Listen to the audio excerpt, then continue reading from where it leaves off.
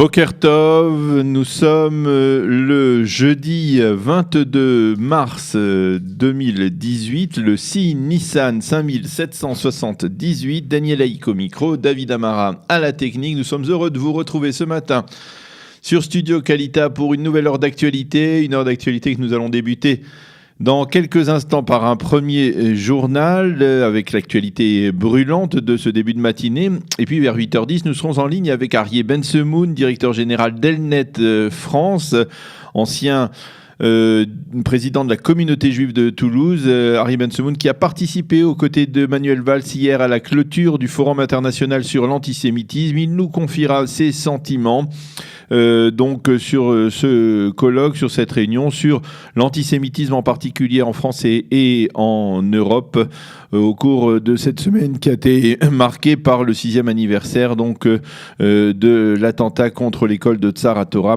à Toulouse. Vers 8h25, Eliana Gurfinkel nous présentera sa chronique Un jour notre histoire. Vers 8h35, je vous présenterai la revue de la presse et des médias israéliens. Et vers 8h45, eh bien, nous serons ce matin à nouveau avec Maxime Pérez, notre spécialiste sécuritaire qui commentera pour nous les fameuses révélations sur l'opération de destruction de la centrale nucléaire syrienne en septembre 2007. Des révélations, en tout cas la levée d'une censure qui secoue les responsables des services de renseignement depuis maintenant 24 heures.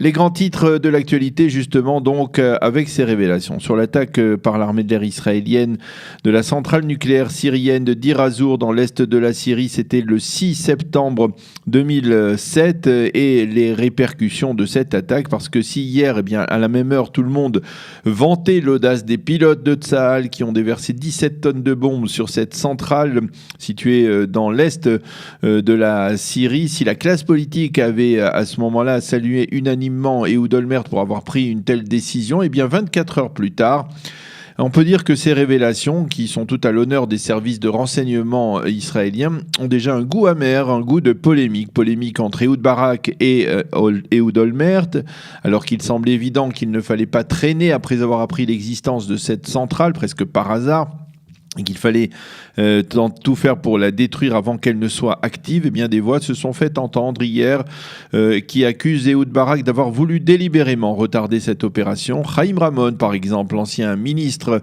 s'est souvenu que lors des réunions du cabinet restreint pour la sécurité nationale, Ehud Barak, avant cette opération, avait affirmé qu'il ne serait pas grave si la centrale était attaquée alors qu'elle était déjà active.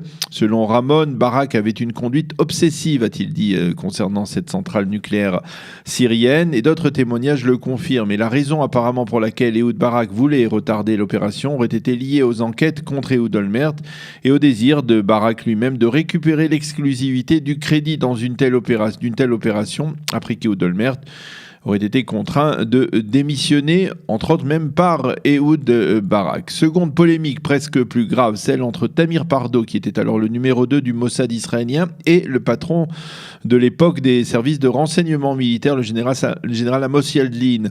Le Mossad affirme que c'est grâce à ces services que la centrale a été découverte et qu'il s'agit là d'une carence gravissime de la part des services de renseignement militaire qui auraient dû être au courant d'une telle information, et il a qualifié cette carence d'aussi grave que celle de la guerre de Kippour. Par contre, le général Amos Yadlin lui affirme que ses officiers avaient alerté le Mossad en premier sur l'éventualité de l'existence d'une telle centrale nucléaire en Syrie, mais que les chefs du Mossad leur avaient dit alors que cela ne les intéressait pas. Quant à celui qui était à l'époque vice-ministre de la Défense, Matan Vilnaï, il a estimé hier que la décision de lever la censure sur cette opération était une erreur et que rien de bon n'en sortirait. Vilnaï estime que le crédit pour cette opération doit revenir uniquement au Premier ministre Ehud Olmert qui a pris la décision cruciale. Ceci étant, le Premier ministre Benjamin Netanyahou a réagi aux publications d'hier. Il a déclaré: le gouvernement israélien, Tsahal et le Mossad ont empêché la Syrie de se doter de l'arme nucléaire et il doit être remercié pour cela et bénéficier pour cela de toute notre estime. La position d'Israël est toujours la même: empêcher nos ennemis de se doter de l'arme nucléaire, a dit M. Netanyahou, qui s'est gardé de saluer personnellement Ehud Olmert. Il faut rappeler tout de même que depuis la semaine dernière, Ehud Olmert, dans le cadre de la sortie de son autobiographie, qui n'est d'ailleurs pas étrangère à ces révélations autour de la centrale nucléaire, eh bien, Ehud Olmert attaque sévèrement le Premier ministre et donc cela peut s'expliquer. Les adhérents du parti Meretz désigneront aujourd'hui leur nouveau président. Ils devront choisir entre la députée Tamar Zandberg et l'ancien directeur du mouvement La Paix Maintenant, Avi Bouskila. Les bureaux de vote fermeront vers 22h ce soir. Les résultats seront connus une demi-heure plus tard, mais l'on estime que c'est Tamar Zandberg qui devrait l'emporter. Attention, cette nuit, nous passerons à l'heure d'été et nous devrons avancer donc nos montres d'une heure. À 2 heures, il sera 3 heures. Cela signifie d'ailleurs que nous dormirons 1 heure de moins la nuit prochaine, n'est-ce pas David ? Et les températures, en tout cas, eh bien, sachez qu'elles seront toutes elles aussi estivales, puisque un vent chaud et sec va souffler aujourd'hui et demain sur l'ensemble du territoire israélien avec de très fortes températures. 28 degrés aujourd'hui à Jérusalem et à Tel Aviv et 36 degrés à Eilat. Nous allons marquer une première pause. On se retrouve dans quelques instants avec l'invité de la rédaction, le directeur d'Elnet France, Arié Bensegoun.